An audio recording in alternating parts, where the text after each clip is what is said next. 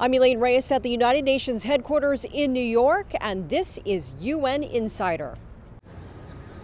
Coming up. The UN calls for an immediate cessation to hostilities, and we remind all parties that the protection of civilians must be the absolute top priority. Raising the alarm about the increasingly dangerous situation civilians face amid escalating conflict in the Middle East. Those profiting from nature must contribute to its protection and restoration. Finding peace with nature. Delegates gather in Colombia to address critical biodiversity issues facing the planet. And marking UN Day with a look at how the international organization officially came into being. Next.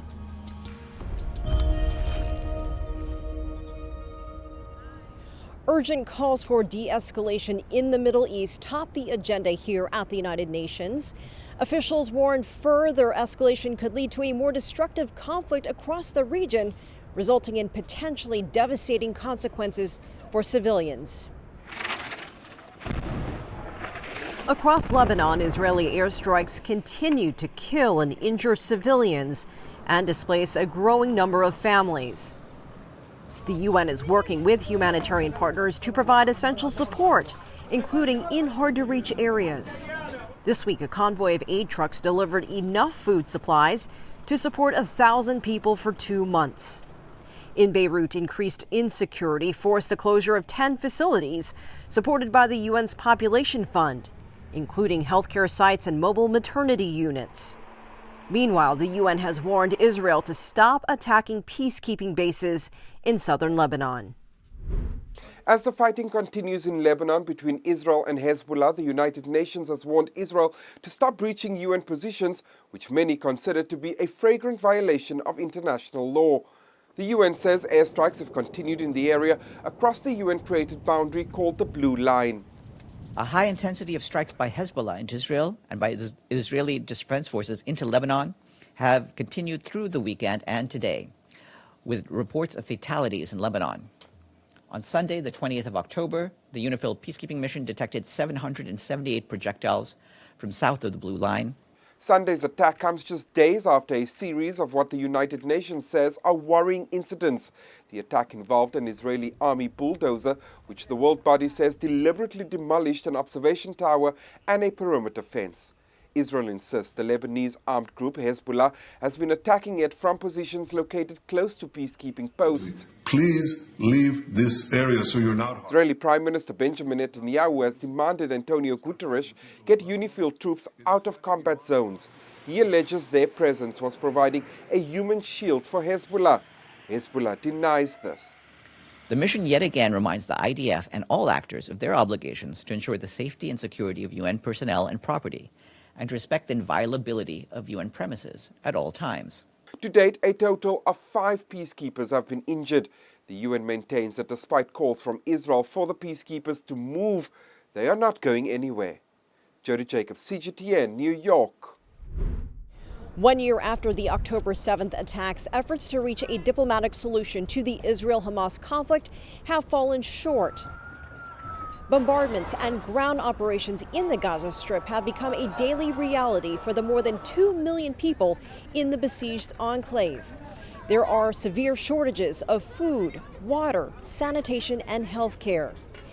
We need access. We need access to these people because they are in need of everything.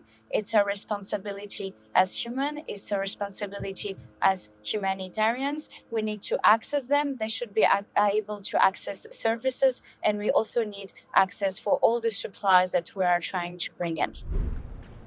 This week, the Security Council received an update on the political, security, and humanitarian situation in Haiti. 2 years ago, the Council took action with sanctions to address widespread violence, criminal activity, and human rights abuses plaguing the Caribbean country. The situation in Haiti has regrettably worsened. There are more than 700,000 internally displaced persons, which means 22% increase in the last 3 months. The political process, despite initial advances, which I reported already in July, is now facing significant challenges, turning hope into deep concern. Top UN officials say gangs in Haiti have escalated their violence and expanded operations outside the capital, intensifying an already extremely dire humanitarian situation. In September, the Security Council voted to extend the mandate of the Kenya-led security mission. Around 430 troops have been deployed from Kenya, the Bahamas, Belize, and Jamaica. Kenya's president says another 600 forces will be sent to Haiti in November. While MSS is a critical and innovative intervention, it is only part of the solution.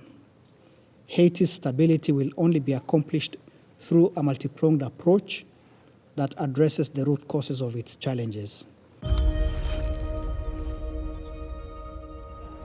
This year marks 24 years since the Security Council affirmed the important role of women in establishing global peace and security.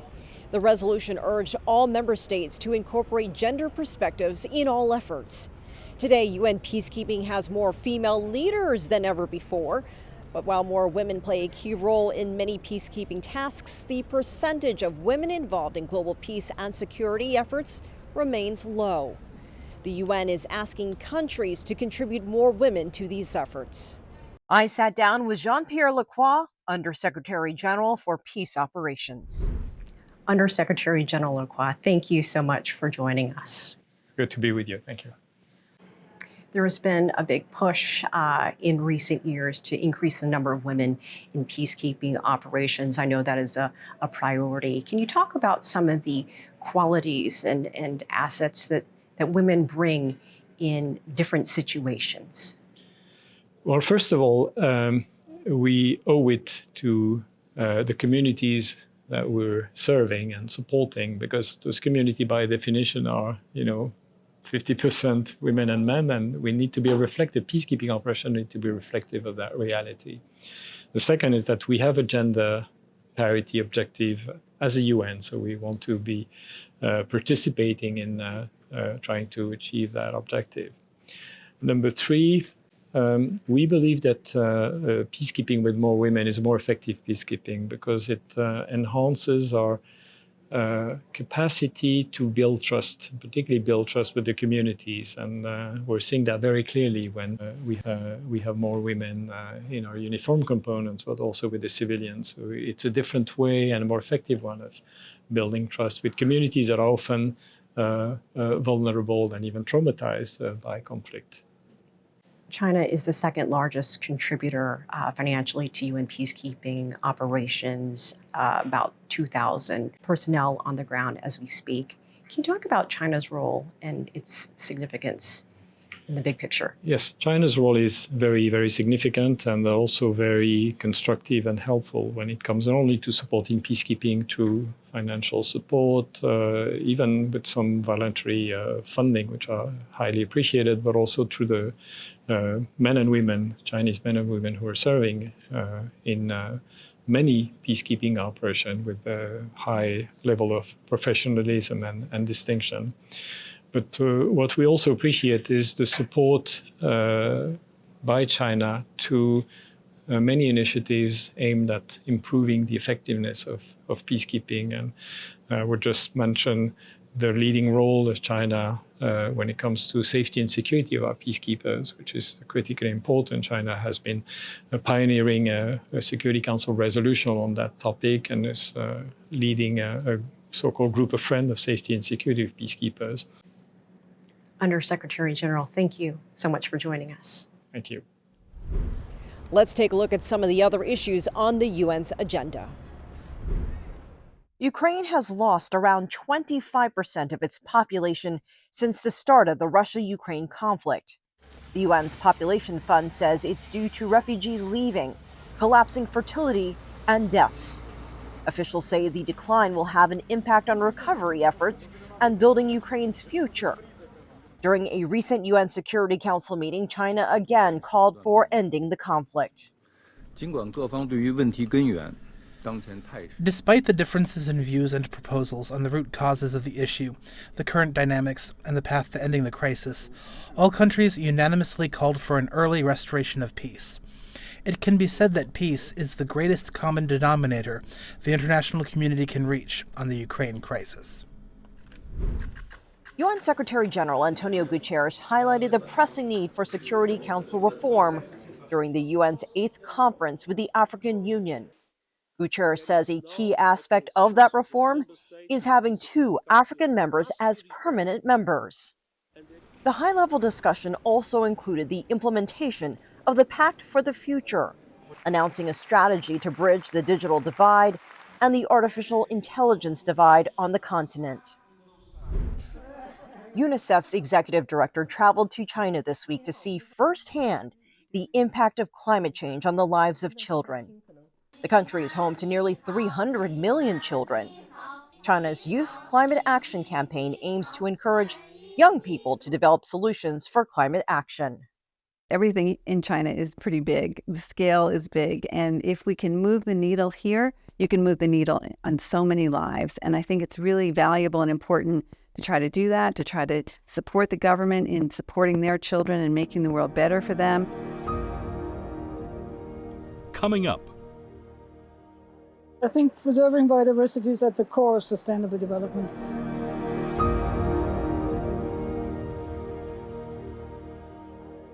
UN Insider.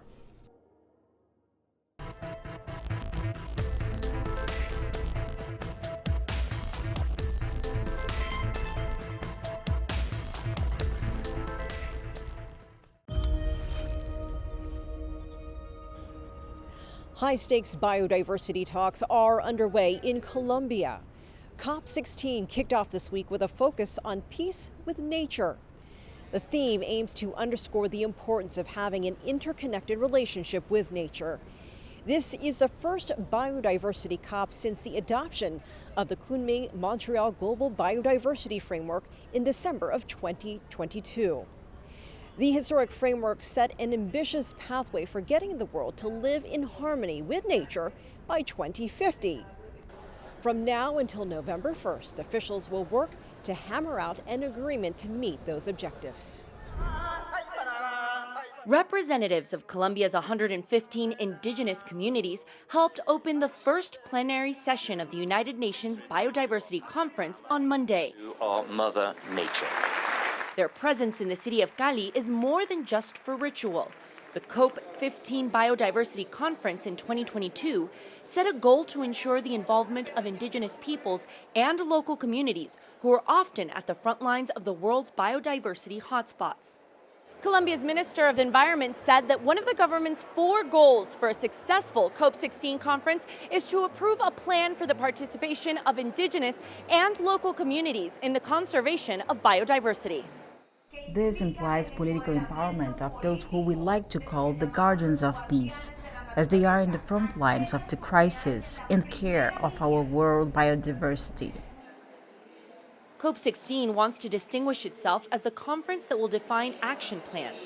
Colombia published their Biodiversity Action Plan at the start of the conference, but as the plenary sessions kicked off, officials said 33 out of 196 countries filed their national conservation plans to the UN Biodiversity Secretariat. It's not just an environment ministry that can draft a plan and adopt it.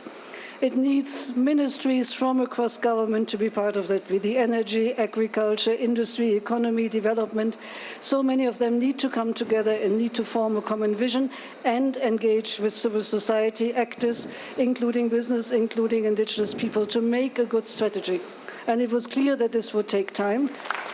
At the first plenary session, China also handed the rotating presidency officially to Colombia, who will lead COP16 and efforts to push for biodiversity conservation in the coming years. Biodiversity is the basis of human survival and development, the blood vein and foundation of the community of all life on Earth. The UN Secretary General says biodiversity sustains all life, yet this network is unraveling at an alarming rate because of human activities. In honor of China's work as president during the last conference, Colombia's environment minister handed her Chinese counterpart a replica of Colombia's sculpture, the Peace Dove. The gesture was done in thanks, but also as a reminder of the UN Environment Programme's goal to live in peace with nature by striving towards a sustainable world. Michelle Begues, CGTN, Cali, Colombia. Biodiversity is at the core of UN Sustainable Development Goal number 15, protecting life on land.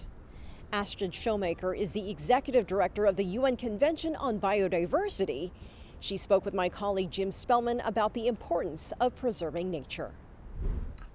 So thank you so much for joining us. Why is preserving biodiversity so important, and how does it fit into one of the key themes of the UN General Assembly this year, which is sustainable development? Well, I think preserving biodiversity is at the core of sustainable development. It is basically nature and the biodiversity that underpins our economies, that underpins our health and well-being, that provides sustenance and food for people. So if our biodiversity is not protected and continues to be in decline, we can't rely on the ecosystem services it provides. Our economy's health and our populations, our well-being, and the SDGs will be in trouble. At the COP15 gathering on biodiversity nearly 2 years ago in Montreal, a huge commitment was made, including pledges to preserve 30% of the world's land and oceans by 2030. There was a tremendous sense of optimism leaving Montreal. How are countries doing on meeting those commitments? Yeah, so 30 by 30 is probably the most iconic of the targets that was agreed in Montreal, and progress is underway. So we're happy that in COP16 we will be able to look at the first national implementation plans, see how these are coming along, and also at the targets that countries have put in place in order to see whether national policies are attuned to the global targets that have been set. Then the COP16 going forward, beyond that we will look at some of the unfinished business from COP15. That includes in particular a mechanism on digital sequencing information for the use of this digital sequencing information from genetic resources. Sounds very technical, but it's really about companies using information from nature, building their business models on it, but not giving back to nature. And we've agreed at COP15 that there should be a mechanism to give back to those countries that harbor the nature. Now we need to make that operational. That's a very important step. To meet these commitments will require a lot of money. How are countries doing on meeting their commitments in funding and on reducing harmful financial subsidies? Yeah, there were a number of important commitments made, and you mentioned a very important one, which is reducing harmful subsidies by 500 billion per year. So we don't have a clear amount of figures yet. We know these are parts of the targets that are being put in place. On the positive biodiversity financing, we see an upward trend, but it's really not good enough yet. So we have set in place a specific fund, the Global Biodiversity Framework Fund, hosted by the Global Environment Facility. Countries have started paying into it, but I think not to the level that was expected. China has set up the Kunming Biodiversity Fund. It's been capitalized by China with $200 million so far over 10 years. We have the new fund that will come with the DSI if we manage to agree on the digital sequencing information mechanism operationalization. So there's money coming. The system trend is positive, but we need to accelerate. These financial commitments, you talked about the fund set up by China, other mechanisms. Just tell me more about how important it is to have funding mechanisms and for countries to follow through on actually coming up with the money. Well, it's incredibly important, but there are the funds that are being set up. There's also domestic resource mobilization. Then there are a lot of countries working with UNDP on something called BioFin to have national financing plans. So that is key. But probably one of the most important things is to address the negative spending, because the negative spending, so biodiversity, harmful subsidies vastly outnumber the positive spending. So those commitments that were made in Montreal to cut down harmful subsidies by 500 billion per year, that's what we need to focus on going forward. So we're here at the UN, of course, the most important global multilateral body. I want to read you a quote from yourself. The UN can only be a facilitator. The real power and the responsibility to make decisions clearly lies with the states. So how do you motivate the states to make those decisions, follow through, and also perhaps what is the role of the private sector in all that? I mean, only a facilitator. Facilitation is super important, especially, I think, at this point in time. We need to bring countries together. And the Summit of the Future has just demonstrated that the UN can still bring countries together. So that's very positive. We provide the space for discussion. We provide the scientific information. We work with media, such as yourself, to get the information out there. We do work with the business sector, and we see more and more business wanting to come to our COP, for example, COP16, biggest business participation ever. And we want businesses to work with us and to understand that, yes, they need to be concerned about their carbon emissions, but that's only being part of their global stewardship. They also need to look at their biodiversity impacts. We need to work with them to provide the ways for them to measure, and we need to work with governments and business to implement Target 15, which is about disclosure of biodiversity impacts. So how do they impact? How do they depend on nature? What are their risks? And finance institutions need to pick up on that when they finance businesses and see, is this actually a sustainable business I'm putting my money in? Of course, one country that is not part of the biodiversity framework is the United States, the only other country that didn't sign on being the Holy See. What is the impact on your efforts of having the United States not involved in this framework? So obviously we would love for the United States to join the Biodiversity Convention, but I don't think we can say they're not involved. So the US participates in the negotiations. They have committed to implementing the targets. In the context of the G7, for example, and the G20, they have said we want to implement every single target of the framework. They are not part of the club per se, but they're very much aligned with the targets and they're doing their part. Your previous job was the head of green diplomacy and multilateralism for the European Commission. How did that job help prepare you for your current assignment? Actually, I think very well, because first of all, the word green diplomacy is a new term. And what it indicates is we cannot solve today's environmental crisis just with environment policies. They need to be integrated into diplomacy. And that's, of course, what the UN is all about. And we need to have multilateral solutions. So at the EU, I had the chance to work on all these issues beyond biodiversity, so to look more broadly also at the work of the other conventions, the UN system in general, working with UNEP. And I think that's a good preparation, because even as a biodiversity convention with our broad framework, we will not solve the biodiversity framework. We need to work the crisis. So we need to work together with the other conventions, notably the Climate Convention.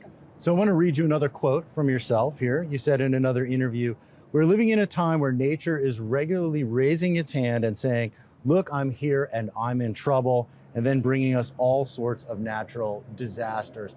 How important is it that we take this threat seriously and really start dealing with the preservation of biodiversity as part of this larger climate crisis?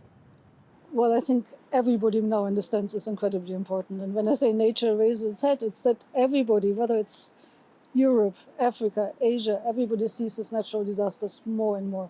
And everybody understands they're not just coming from nothing. It is our own way, our economies, our economic models, our unsustainable consumption and production underpinning it. So putting biodiversity in this broader part of a global crisis of biodiversity loss, climate change, pollution, and addressing these in synergistic manner, I think is the key to success. And the interesting thing to see at the Summit of the Future that has been recognized, and it's also been recognized that these are not just nature crises out there, but that these crises make it more difficult, if not impossible, to achieve the SDGs and all the other efforts we have, like living in peace with one another, which is, by the way, why COP16 has also a subject called Peace with Nature, so that we can also highlight the role that nature can play in bringing us together. Are you optimistic the world can come together and face these challenges? Yes, of course. Thank you so much for joining us. Thank you very much. Thanks. UN Insider.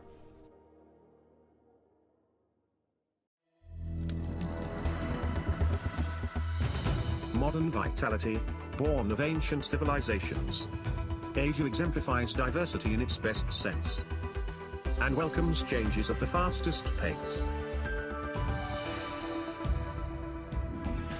Asia Today brings you the headlines from the most populous continent, puts in focus politics, economies, and faces, and takes you on a tour of the sights from the region and beyond.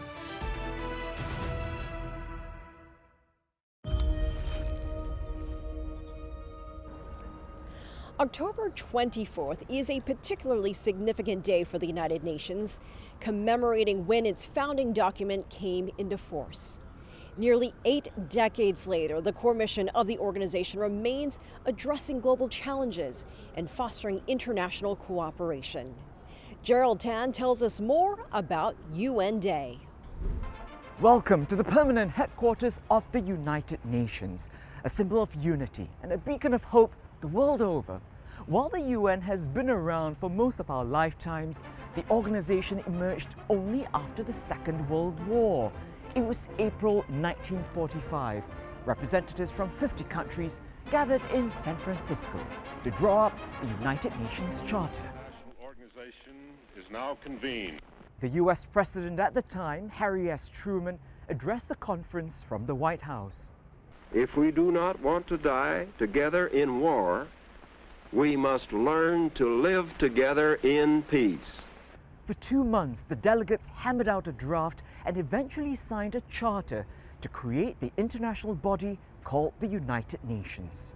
United Nations Day marks the birthday of the UN on October 24th, 1945, and it's grown by quite a bit since then. From the original 51 founding members, the UN today has 193 member states, each with a seat in General Assembly, each with one equal vote in policy making. As the challenges facing humanity have grown, so too has the United Nations. The myriad funds, programs, specialized agencies, and other organizations within the UN system all work towards a common mission: to promote peace, dignity, and equality on a healthy planet. Although the UN has had to evolve over the years and adapt to a rapidly changing world, one thing remains the same. It is still a place where all nations can come together to discuss common problems and find shared solutions that benefit everyone. Gerald Tan, CGTN at the United Nations headquarters in New York. I'm Elaine Reyes at UN headquarters in New York. Thanks for being a UN Insider.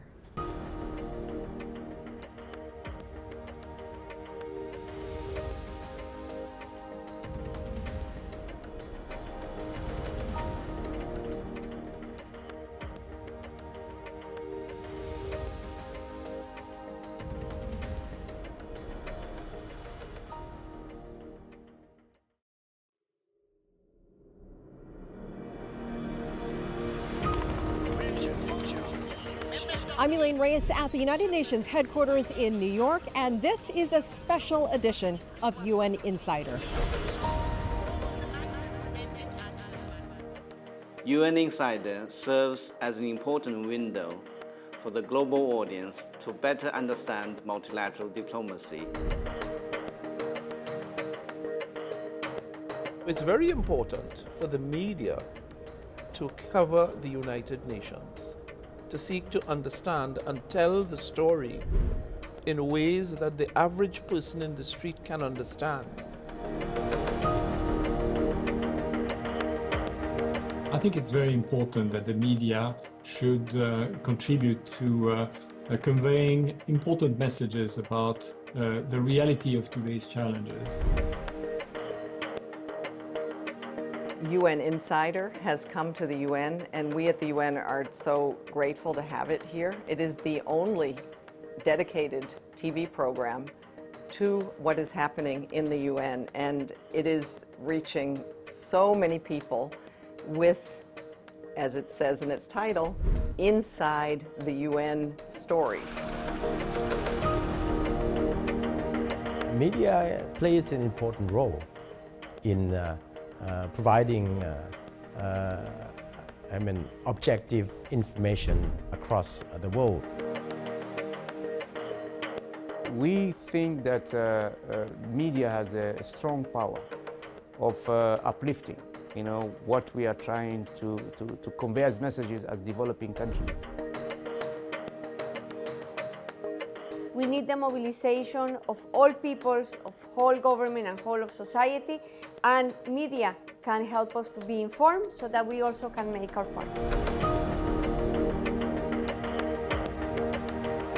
I think the media is fundamental to enable citizens across the world, first of all, to understand what is the rationale of having the United Nations. It's not that there is one place on planet Earth that will tell the rest of the world what to do. It is a much more complex story.